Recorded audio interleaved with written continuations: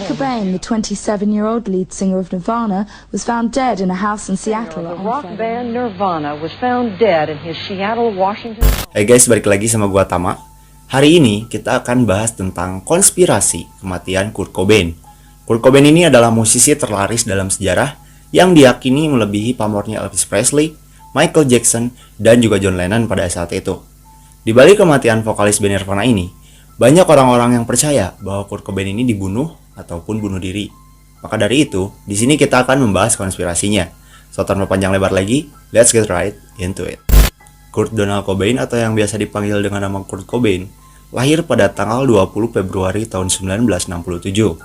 Cobain merupakan penyanyi yang sangat terkenal dari Amerika Serikat pada era 90-an.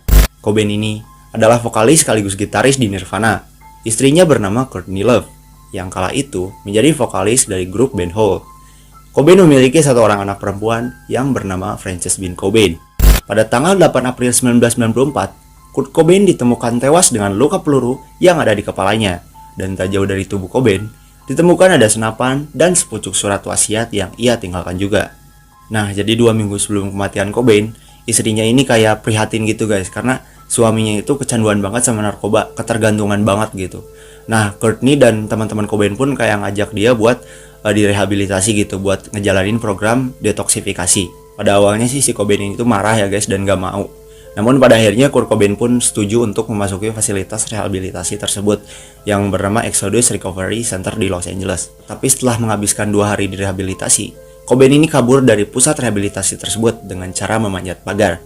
Nah, Cobain ini pun pergi ke Seattle lalu menghilang. Pada tanggal 3 April 1994, istrinya Courtney Love menghubungi seorang detektif swasta yang bernama Tom Grant. Nah, Courtney menyewanya untuk menemukan Cobain. Namun, pada tanggal 8 April 1994, jenazah Kurt Cobain ditemukan di sebuah ruangan di atas garasi rumahnya di Lake Washington oleh pegawai VK Electric yang bernama Gary Smith. Otopsi kemudian memperkirakan Cobain tewas pada 5 April 1994. Jadi Kurt Cobain ini sudah meninggal cukup lama ya guys, jadi 3 hari yang lalu dan baru ditemukan setelah 3 hari setelahnya gitu.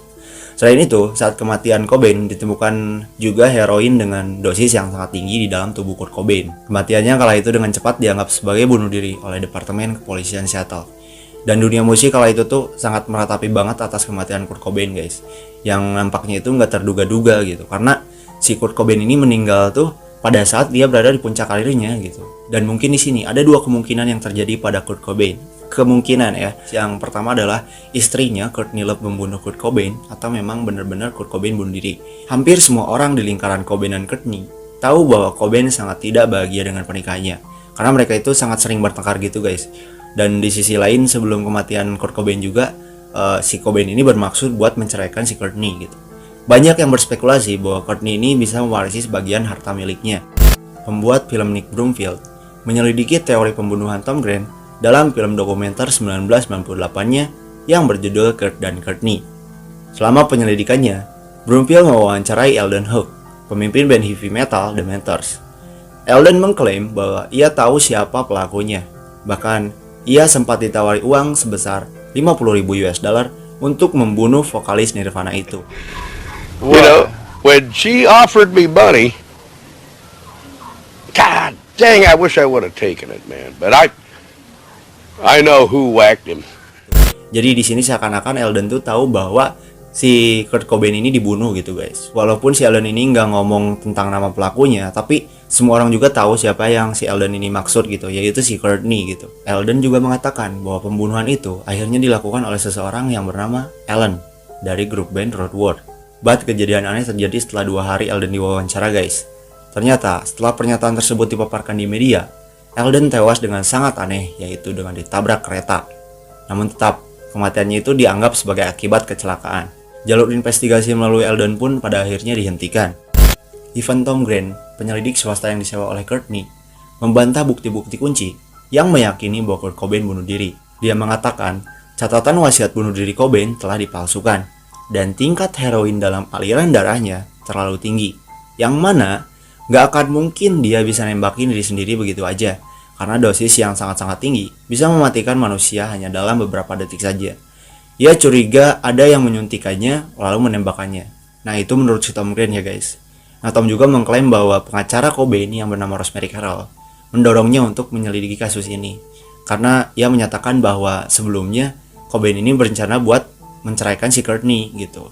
Tom percaya bahwa bisa aja hal itu menjadi motif buat Courtney Love buat membunuh suaminya.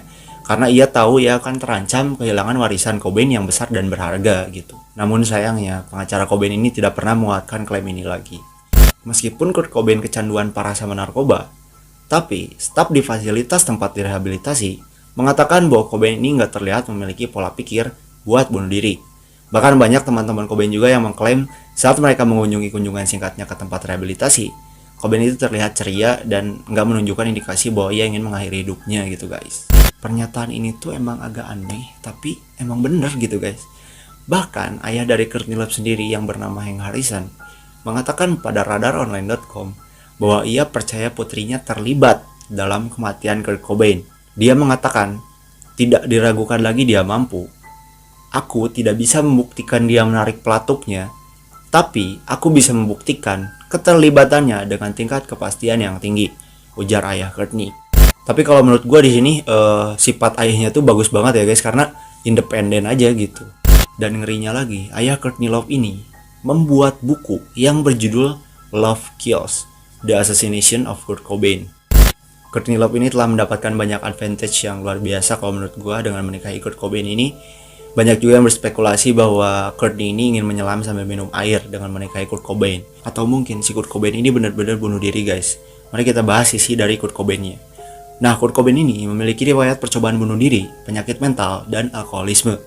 Cobain didiagnosis pada usia muda dengan attention deficit disorder dan juga bipolar, yang mana memiliki karakteristik yang serupa dengan depresi. Cobain ini memiliki masalah penyalahgunaan zat guys.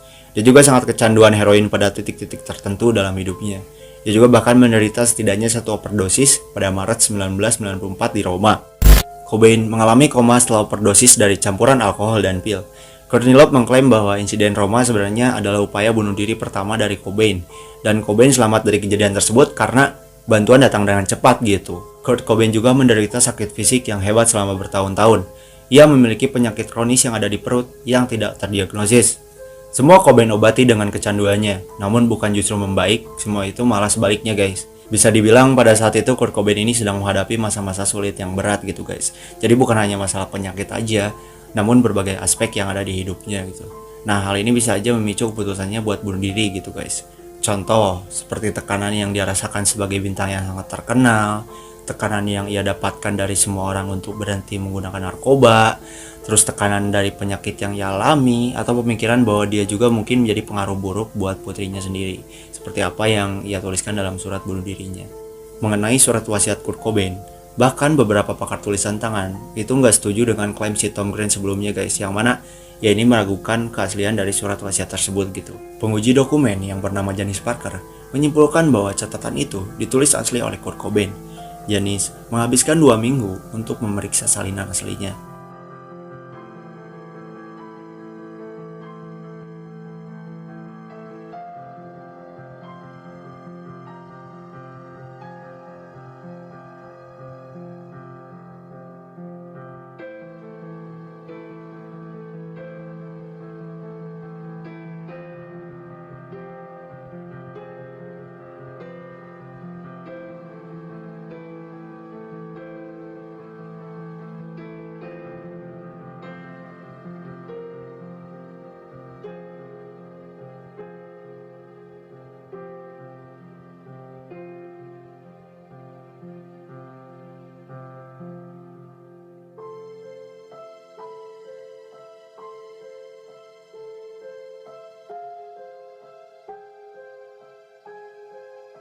Nah, kakek dari Kurt Cobain yang bernama Lillian Cobain percaya bahwa cucunya tersebut dibunuh, bukan bunuh diri.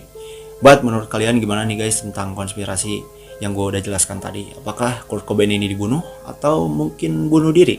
Kalian bisa menjelaskan pendapat kalian di kolom komentar di bawah. Anyway, Kurt Cobain ini masuk di jajaran 27 Club ya guys, yang mana para musisi atau artis populer meninggal di umur 27 tahun. And mungkin sooner gue akan bahas tentang 27 Club kayaknya. But ingat guys, semua yang gue jelaskan tadi itu hanya konspirasi ya guys. Mungkin segitu dulu aja video dari Thomas Handler untuk kali ini. Semoga menghibur kalian semua ya guys. Dan mohon maaf bila ada kesalahan dalam penyampaian informasi. Jika ada silahkan dikoreksi di bawah. Dan jangan lupa juga ya buat kalian klik tombol like, comment, share, dan subscribe channel Tama ini. And also I see you in the next video.